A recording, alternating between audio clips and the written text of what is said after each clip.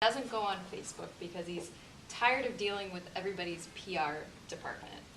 and so basically what he means by this is you go on Facebook and you get a version of someone. You get the best version of that person. They look great in their photos. Their career history looks spotless. They're going to parties and RSVPing for things. So I'm kind of wondering what that means for the way we interact with each other, even if we self-report that we feel closer to this other person. Is technology in some way sort of standing in the way of truly connecting in that sense? Yeah, it's hard to say. I think it goes back to, like you say, again, it's how you use Facebook and the people you're connected to. I mean, no one put those people in front of that person except that guy. I mean, the friends you have on Facebook that annoy you, they're your friends. We didn't invent them. We didn't connect you to them. They're the people you chose. So there's really no one to blame but yourself in these kind of situations. Having said that, we want to present stuff to you that is compelling and kind of does you good instead of just nonsense or cat pictures or my lunch, another picture of my lunch. So that's where the engineering comes back and the algorithms come back and the analysis and the user experiments and all these things we do. We have a team, we've assembled a team of artificial intelligence experts. Some of the best names in the field in AI now work for Facebook. And I won't go into details of what they're doing, I don't know, and specifically, but this has to do a lot with how do we, you cannot conceive the amount of data that we collect just by you doing things, okay? And it's all aggregate, but it's terabytes and terabytes, big blobs of data. If we could look at it and figure out like, oh, Lindsay actually would be much more interested in yet another cat picture. Instead, she'd like to hear about this person's more significant thing about maybe your son is sick or someone's, your nephew needs something or whatever, and get that to come. Because you have like 5,000 things on average per day that we could show you. And this is what people think they want, like a chronological, just straight up list. They say, oh, I want you to make it so I can just see the list of, most recent straight chronologically. It would be the worst thing in the world. It would be boring and it would be stuff that we couldn't show to you all. You don't have hours in the day to look through 5,000 things. That's what, like, if you have a couple hundred friends, that's 5,000 pieces of information of what they liked, what they did, their lunch, their breakfast, whatever. So we work very, very hard. There's a lot of compute resources dedicated to like making it so you don't feel that you're just getting this one-dimensional view of one person or whatnot. So that's, I'll kind of cop out and say technology will solve that problem, but that's currently kind of the attitude. Okay. I have one more question for Chuck. So if you have questions for him, start thinking of them now, and we'll go to that in a few minutes. But I wanted to end by asking you to do a little bit of crystal ball gazing and tell us, what you think are the next big things coming out of Silicon Valley. Yeah, that's the question everybody asks, right? I mean, if I knew, I wouldn't be here telling you. Actually, I have known. I mean, I've kind of famous in my little circle because every company I've picked since I've gotten to Silicon Valley has been a pretty major player. So everyone wants to, where are you going next, Chuck? What's the next thing you're doing? To be honest, I'm quite happy at Facebook. In fact, I left Facebook to quit. And back in August, I'd been there 6 years, no hard feelings, I just wanted to get on something else. My manager said, listen, that's fine, I understand, but don't quit, take a sabbatical. And I thought, well, that's fine, I'll just quit when I get back. So I took, they just said, okay, take 4 months off and do your thing and come back in January. And I did, and I talked to 4 really good companies. Just, word gets out that you're free and you know people and they say, oh, just come talk to us and see what we're doing. Can you tell us which company? I will not tell you what they are. I'll allude to them. Okay. But there were 4 really good companies. And in the end, in January, I had to make a decision like, okay, do I go to these other places or go back to Facebook? I looked at what we're doing at Facebook and the amount of upside still left as far as projects and technology. And I said, well, geez, actually Facebook's going to have more impact than all this. So the next big thing is Facebook. That's the cop-out. As far as Silicon Valley in general, what I'm seeing, again, personally, there's a couple sectors that are hot. The wearable computing stuff, the health monitoring. So the company, a friend of mine started a company that puts sensors in your body to know, like, when you're working out, when you should stop. It's okay, those muscles have basically hit peak performance. You need to go do your legs now. And then this clothes that you can wash and wear, and it gives you all this data to your phone. All the health monitoring stuff. You saw Google I/O today was their big. Google has their big yearly conference. They announced Google Fit, which is in this space. So a lot of cool stuff for that. I don't know if you people need that or not. That's coming down your throat, whether you like it or not. The one that we all like, that's probably not going to get traction for a while, are the drones, the little flyable drones. Yeah. There's a new venture fund just for drone tech. So explain a little bit why we need drones. We love it because it's cool, right? We can fly drones up and down the city and drop packages off in your lap, and just like, and surveillance is cool because you can go up and see what's going on. And the new thing now are drones that track you. So if you do sports, you know, you want to put your favorite sport on your Facebook page as you surf or go mountain biking or whatever. You want that awesome clip like the GoPro video, the guy doing the 360, and you want that for you on your Facebook page. We have, there's about 3 or 4 companies doing drones that will follow your iPhone or a wristband, and the drone will follow you, filming you as you go. So it's almost like professional, like a helicopter pilot watching your crazy, you know, dopey surfing while you do it. So that, you know, that was a cool space. And of course the geeks, engineering-wise, that one's going to get a lot of traction for us. I don't know if that's another one that might not make it out to the general public, because who cares? Home automation is another big one. You know, the Nest, Google, Dropcam, all these things to integrate. It's really a thing that, it's a part of this thing of Internet of Things. So we want to make everything internet connected, internet accessible. So you're going to see a lot of startups, a lot of companies promising to hook up this to that to this mesh of all your devices, all your things, that you have more things every day, of like from your doorbell, your locks on your house, your car, to little tags. Another big thing is these little tags you can just stick on things, so you'll always know where they are. You can call to them, they'll make noise, you can see them on maps. Basically, you know, that's getting a lot of traction. Google's driving a bit of that.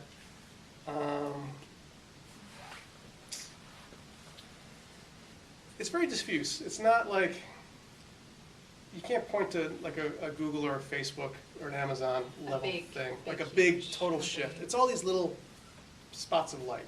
And those are all cool things. Uber's got that thing going, and they're going to do much greater things with Uber. They have big plans because they've built a tremendous infrastructure to this mobile infrastructure of getting things from point A to point B, because they have all these cars and drivers worldwide, 60 or however many countries it is really exciting. Then like even the boring stuff like Dropbox, which is the cloud storage, so you have Dropbox on your phone, on your computer, and all the competitors as well, and Google's in this space. It's not interesting to you, but it's enabling you to do some pretty cool things. Wherever you are in the world, whatever device you have, you are there. You know, it doesn't matter which phone you pick up. It doesn't matter which computer. It doesn't matter what. It's your identity, your essence is with you no matter what. So those are the high-level ones. Like I said, the big head turner has not shown itself yet, I don't think, personally. And I've been looking. So we just need to watch your LinkedIn profile. Watch LinkedIn, wherever I go next. It's like, oh, that's interesting. Yeah. So why don't we open it up to questions for Chuck? We'll go here and then here. We'll start there. Okay. I really am interested in knowing, I know you aggregate all this data, and somehow you make money off it. But how do you make money off it? So how we make money off this data is in advertising, and it's targeted advertising. So when you visit Facebook, you know, if you're an advertiser and you're like, I want people who are between 30 to 35 who live in California in this area, who are interested in television, Doctor Who, this, that, and the other thing, we can give you that, you know, we can target those ads directly to that. So that has been the holy grail of advertising for forever.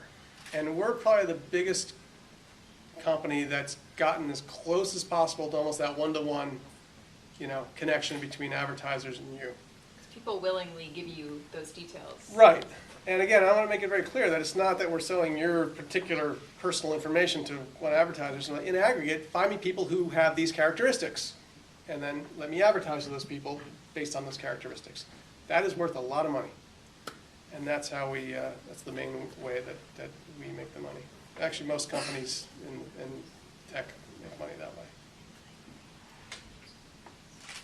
So thank you. This is very interesting. As someone who worked in Silicon Valley in the late 90s and early 2000s, it's been like a nostalgic trip to hear, and Business 2.0 as well. So my question, I have two questions. Given that by nature Facebook is at a point of becoming more corporate because it's scalability, etc., how do you encourage people's creativity and autonomy? And second of all, with all your experience and all the exciting companies you've worked with, what do you see as an application still for the brilliant minds of Silicon Valley to dedicate their brain power to helping certain demographics of, people in need, the underprivileged countries that are struggling, and stuff like that? And how much is that part of their brain space? Right. That's a good point. So your first point of how Facebook deals, it's, Facebook now started, I think there were about 300 people, and now there's about 5,000, I think, 6,000, somewhere in there. So how do you basically keep that, keep a innovation going and whatnot? So at that same kickoff at the beginning of the year, when we're going to ship Love, we're also we announced the idea of Facebook Creative Labs. And the idea here was, let's unencumber ourselves a bit and act like a startup in certain areas. So it was a blessing from the top down to say, go ahead and create something, get a team together within the company and go create something. And just see if it floats. And if it gets past the next step, or Zuck likes it, or the PM team or the designers like it, and it gets some more traction and it starts getting mass, we'll launch it. So this was how, and now we're all enabled to do this in the company. And the first evidence of this is last week we shipped an app called Slingshot. So Slingshot is a kind of a fun app where on Android or iOS, on your iPhone, you can take a picture and send it to your friends, but they can only see your picture if you send them back a picture. So it's just a funny little thing, but it's a fun way to engage and shoot videos and pictures back and forth at a very casual level. And when you kind of swipe it away, the picture's gone, it's destroyed. That was a direct result of some people getting together and having an idea, and within this big kind of stodgy company, which is not that stodgy, but they were able to kick that up, and in a few months develop that app and get it out. And my team shipped that app about a week ago. So there's multiple efforts within Facebook doing the same thing. You are going to see more disparate apps from Facebook doing more specific things. In fact, the main app itself, Facebook on your phone is the most complex application on the device. All right? The stuff we do on the phone touches everything. It's very heavyweight, it's very complex, and it's hard to get it right.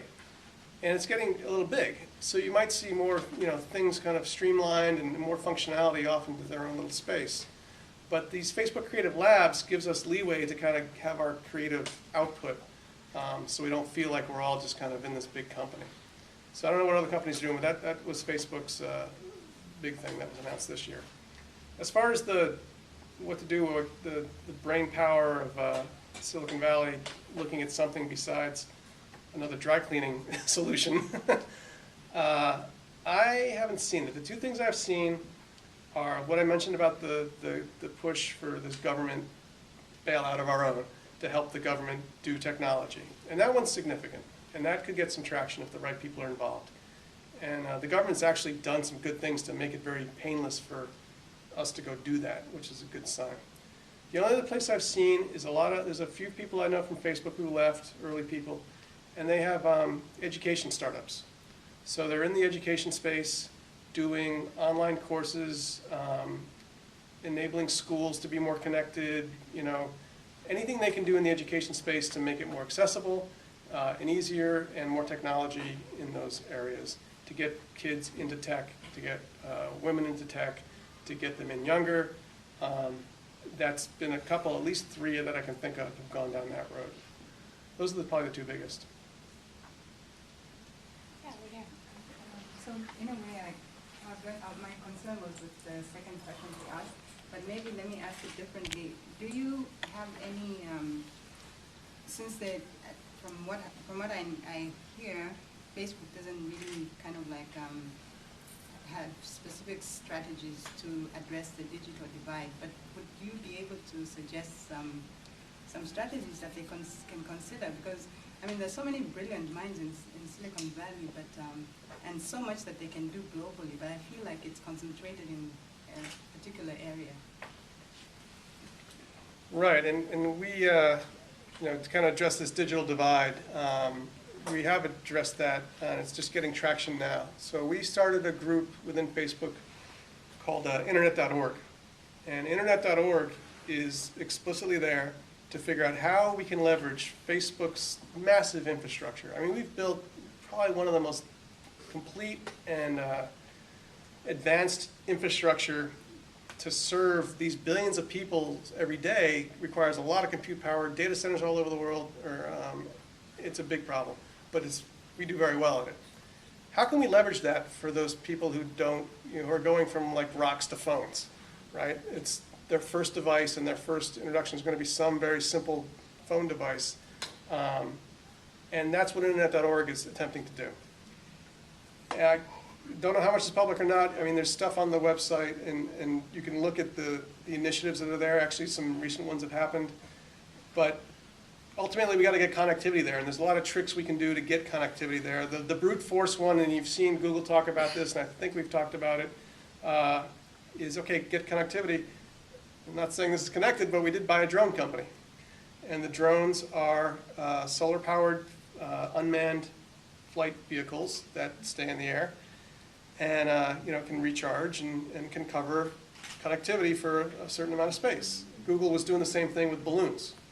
So they were lighting weather balloons with connectivity that could do that. There's other ways to do it, but that's actually happening. That's reality. So that is where we're putting all our effort, is a whole division called Internet.org with a lot of smart people that is trying to solve that problem. Two quick questions. First is, how much of your critical distance about the digital culture in Silicon Valley and elsewhere, how much of that comes from the fact that you're a native Bronx resident or New Yorker? I say that as a Brooklyn native. And secondly, on the commercial side, I know there are companies that help publishers kind of optimize their content and predict and what content is going to show on their news feed and so on through, I guess, your API. Do you provide help to these companies, or or are they just able to figure that out on their own based on their access to your database? So the second part of the question is about the ads. Yeah, there are companies that I know this. I'm dealing with a couple of them that they say, we'll help you figure out which of your content, this is for magazines, and one has 85% of the major magazines, is going to show up in the news feed so that you get more exposure for your content. So when they do that, how do they do that? They tap into your database. Do you help them? Does Facebook help them figure out the algorithms, or do they do that all on their own? Right. Honestly, I'm not sure. I know internally a bit, but I don't know exactly how non-ad bought content. Like I said, for me, it's what I see is they would do that through the ad interface, either through sponsored stories, page promotion. You can promote. Pages do well when they promote their content, which is essentially what you're getting at. So if they want to guarantee or have a higher likelihood of getting in the feed, they can promote their stuff very targeted to say, like, okay, I want to get this in front of these kind of people. So it's the same advertising system as far as I know, but maybe you might know more than me as far as what we're doing there. But and the first part of your question about the kind of the East Coast, West Coast tension, it's interesting. In Silicon Valley, you'll go and talk to people, and I can count on probably two hands the number of native Californians I work with. We're all from everywhere. A lot of East Coasters, a lot of East Coast schools are heavily represented. A lot of worldwide people, obviously from India and China, are represented. And then a lot of Europe, Eastern Europe is got a good slice. So we all come with our kind of biases and our attitudes. But at the same time, like we were saying, we're still in that mode of geeky person that shares a lot of commonality across the way. So even though we come from different backgrounds, we're pretty we're pretty uniform in that geekiness. The uniting of the nerds. Uniting of the nerds, yeah. It's really, it's funny. I'll come back to you. Why don't we start in the back? Right back. You spoke about the healthcare.gov and working with the administration. Any concerns about the NSA and how that intersection with data and how that role changes from private industry to... Right. Yeah, I can't speak to that as a Facebook employee. I can just tell you personally from the people I know at Google and Facebook and in the Valley, we're all really pissed off about this whole thing. It really, and Zuckerberg wrote a pretty direct letter to the, open letter to the administration, and so did Larry Page from Google.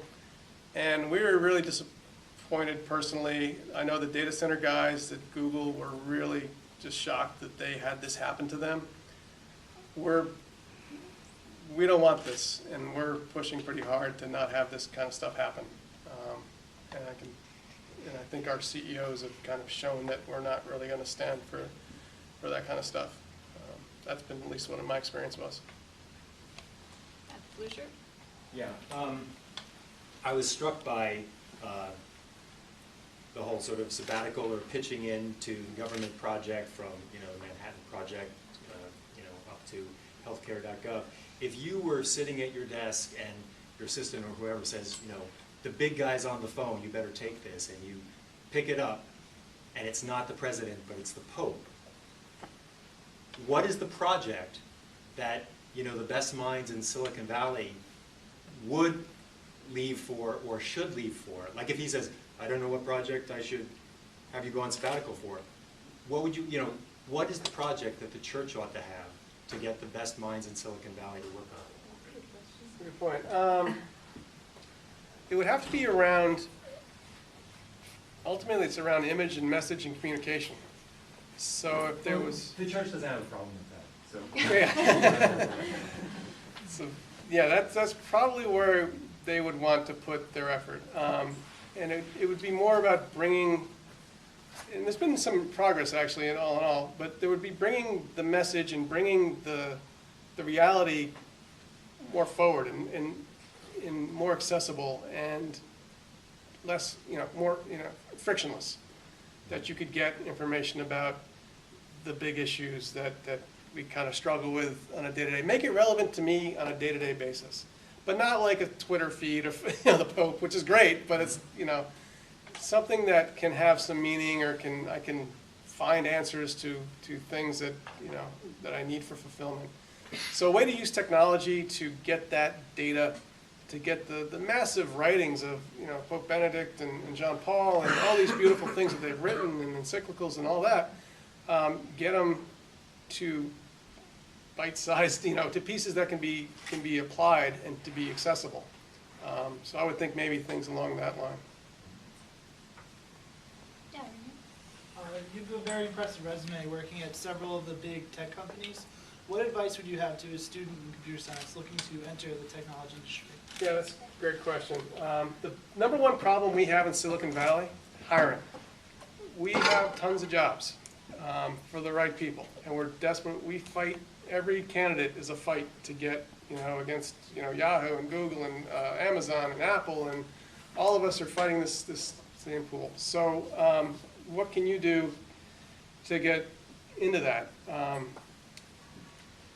The best is, obviously a computer science degree from those two ways. The traditional way is a computer science degree from any mid to upper tier college. Unfortunately, college does matter. So where you go does have an impact if you're even going to get in front of the right people. I think our stats, I don't know if I'm going to get this right, but I think there's 1 million resumes a week that we process. Okay? So getting noticed means we have to do some pretty crude algorithms to just say, okay, we can only take these colleges or these whatever.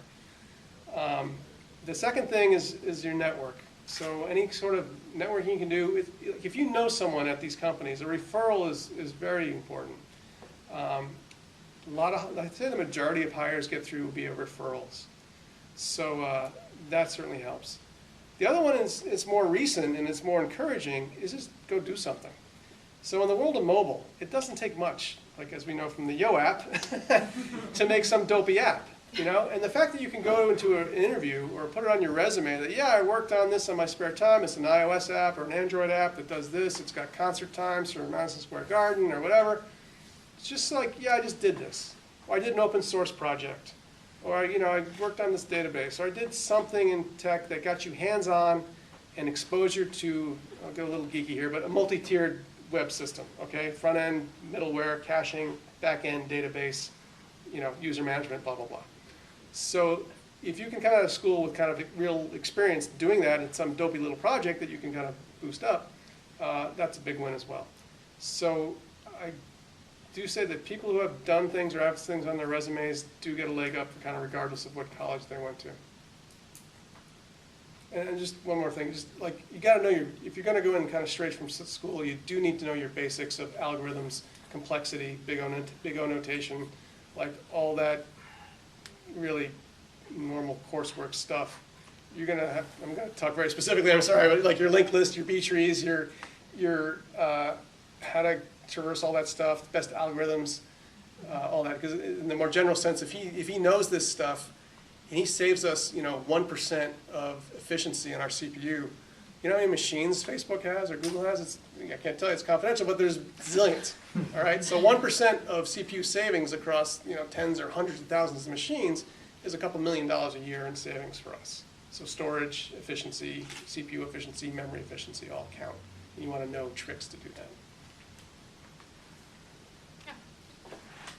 Well, thank you. One of the things I like best about how you talk about Silicon Valley that is helps me understand it better is it's a story of gains and losses. It's not just straight everything about Silicon Valley is wonderful or it's all, you know, degeneration or whatever. And I think one of the strongest ways that came out in what you talked about was that there's a step forward, but with that there are losses. Like the Manhattan Project's a perfect one. The most brilliant scientists of the 20th century worked on the first mechanism that can destroy the world, you know, entirely. A less dramatic form of that, though, is, and this is where my question is, you're talking about this monoculture that exists in the Silicon Valley, and you can see, okay, well, these were people who went out, they were, you know, self-selecting group, they were experimenters, they were intelligent people, they were willing to try new things with computing. But, and so there's a big gain. They came up with a bunch of innovations. But then the loss is this monoculture you keep talking about. And that's my question is, does the monoculture have certain pattern spiritually or politically? So spiritually, is there a deafness? I mean, if people think, like you said, that humans are going to save themselves, they're going to do everything themselves, you could see that leading to kind of hostility or deafness or indifference to spiritual things. Likewise, politically, I don't know that there isn't any uncontested ground. So everyone's up in arms about, say, mining information for the purposes of security. But some people think security is a good that we all need to cooperate on, or, say, take obscenity, which I haven't seen a lot on Facebook. But that's an issue where conservatives have one view, let's not have any of it in our public space. Libertarians would have a much more, you know.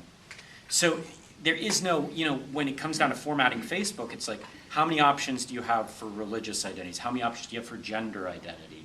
How many, what kind of information can be in that space? So the basic question is, does that monoculture have a political ideology? Does that monoculture have a spiritual outlook, or is that not fair? Is it too complex? No, I mean, we can't go too deep here, but I will agree with you that this monoculture does, it's very man-centric, right? And to a lot of us with a more religious sense, it's like, yeah, well, man's not really the center of the whole thing, okay? It's great that we can do things and we're able to do these things, and it's great, but it's not that I'm going to put all my hope and dreams, all my fulfillment in what man creates. Unfortunately, that's not the attitude there. I think my experience has been it's been the opposite. And there's not a good spirituality in Silicon Valley at all. It's very much, I call it, it's not atheist, it's latheist, lazy atheist. It's just being, it's like, I don't need to worry about that. okay? I'm building the next great website of the world. This laundry delivery thing is soft. and this is my thing, and it's almost my religion. You can look at like Steve Jobs was the epitome of this, right? It's like, that was his life, his religion, his being was that company and that experience and it's beautiful, it's great, but it doesn't leave much room for kind of stepping back and thinking about some of these issues. So I very much feel, 25 years in Silicon Valley, that it's got a very weak spiritual aspect to it, because we just think like we don't need to worry about that. We're solving this stuff. Look at the amazing things we've done. Look at the problems we've solved. So yeah. And as far as the political side, that's harder to say. They're pretty apolitical. We're all pretty apolitical there. Although there's a very strong libertarian streak in Silicon Yeah, Valley. there is a kind of a libertarian streak, and there's a lot of the leaders of a lot of companies and founders have this libertarian bent. So that would be the kind of the common theme.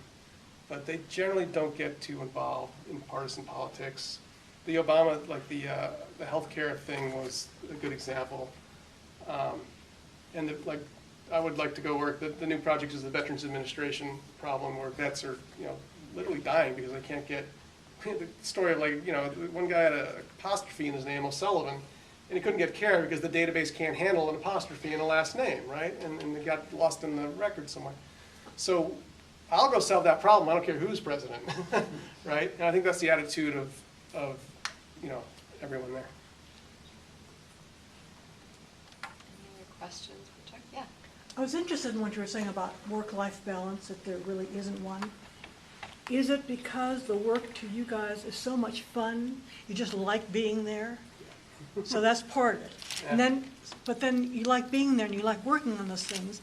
Then there's also, in an office space or a work environment, working with people you like. Do you find that you like each other well enough, or the technology is so transcendent that it transcends other areas, so that even if we wouldn't like each other in another way, you do like each other?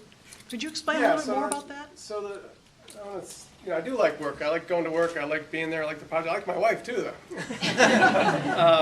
So I don't want to say there's not a work-life balance. I just want to say it's very soft. There's no edge to it, okay? And I can't tell you how much I work. I don't know how many hours. I know it's a lot. Could we ask your wife? Yeah. Ask my wife. I think it's reasonable, but it's just a soft edge, and it's very flexible to me. It helps. I'm very happy. If I was not happy, I wouldn't be doing it. And this goes to your second question of the people I work with, what's the dynamic there? And one of the reasons I went back to Facebook is this is the metric by which we test these things. There's a thing called the bozo factor. So at Facebook, the bozo factor was very low, which means how many bozos do I have to deal with on a daily or weekly basis? This is industry terminology? This is an official industry terminology. And when No, the it isn't other industries. Yeah. When the bozo factor goes above a certain amount, it's like, okay, I don't need to do this. There's no reason on God's green earth I need to be here and suffer fools when, as an engineer, I can work anywhere. I can have my pick of whatever startup or whatever cool thing or do my own thing or whatever. There's no reason to put up with any aggravation. And that's, again, you can get away with this because we're so strapped for talent. If we worked in somewhere where there was plenty of options, I wouldn't be so bold as to say these things. But being that this is the situation, I'm going to take advantage. And I'm going to say, if I'm working with bozos, I'm not going to work there anymore. So the people I do work with are actually I'm happy to be with those people. And it's important for me as a manager. I need my team dynamic. I don't want to be like happy, well, now we're all going to go bowling, and now we're going fishing, and now we're doing this. No, but, we have a good dynamic that we all get along at a very deep level. And anyone who kind of disrupts it or is really not, kind of puts themselves off a little bit, it'll probably, if they're good and they do their stuff, that's fine. But you feel like they're not getting the full experience, it might bring the group down a little bit. Yeah. I was wondering if the government paid the programmers for working on government.com. Yeah, the question is, did they pay those programmers and those people who went? And that was pretty much up to the programmer. So some people, yes, they did. It just depends, and you could kind of negotiate, I think, plus or minus, but some people will do it for free. Others would want a proper rate. One other question, if I could, a little bit off topic, but just because you were in the world and saw or heard a lot of talk about Steve Jobs. He had an education in orthography. Calligraphy. What else did he have? I mean, that you would say, if you want to put it into words, besides the word genius. Yeah, I mean, I'm not probably not the person to speak about Jobs. I mean, there's been a lot written about him. I had one interaction with Steve Jobs in the early 90s when he killed a project I was on at IBM. So I don't have good recollections of Steve Jobs. I think I'm not probably the biggest fan, so I'll probably leave that there. Right, yeah, right there. Do you think, going back to the spiritual question, part of the spiritual tenor comes from the fact that digital knowledge is inherently kind of intoxicating and powerful, so it kind of encourages human autonomy, and why so much money is flowing to that? It seems like it's easier to solve digital problems and create marketplaces and create Uber than to like solve, you know, conflicts in Yeah, I mean, digital areas. it's solving real world problems is right there, and that's what drives us and gives us satisfaction. So I think it goes back to the issue that Lindsay brought up, that we're not solving the world's more, you know, messy problems, like government's use of technology, like the digital divide, like things that actually get out of our little bubble. And that's our problem, right? Silicon Valley is a very definite bubble of reality that is not like anywhere on Earth. So that's the challenge for us, is to find projects and things that get us out of that bubble of just cool tech and drones and and things like that, and actually do something with a bit more meaning. And you see, like I said, the examples I gave show some cracks in that bubble a little bit. Keep your eyes open for them. See if our approach is like, is it too Silicon Valley centric? Is it too naive to solve that problem of that human condition that we're pointing at? Or is it actually going to do some good? So that's the challenge for all of us to figure out. I think we need that feedback. Okay, I'm getting the signal that we should end, No, right? no, no, I want that. Oh, you have a question, okay.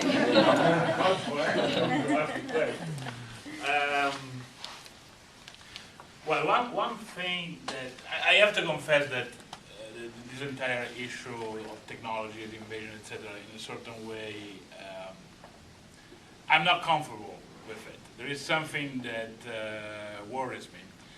And I can see it tonight again, when at a certain point, a couple of times you said, well, in any case, this thing is unstoppable, and no matter what, we are going to put you the next iPhone, the next thing, the next tool on your throat.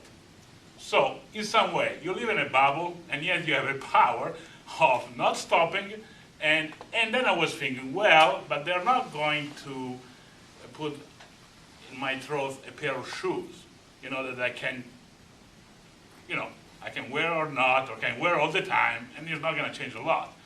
I'm going to have mandatory a tool that is so invasive with my relationship with reality that is not a small thing.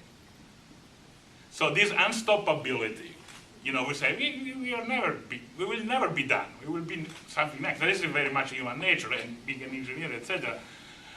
With this sense of to go where, the lack of, we are unstoppable toward where.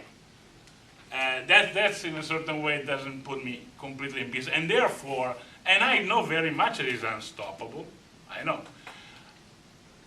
But I don't want to be not critical about it. My space of freedom is to be aware of this. At least to be aware that there is something that has the claim to be unstoppable.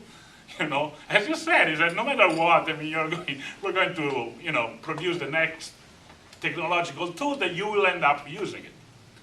And they said, okay, fine.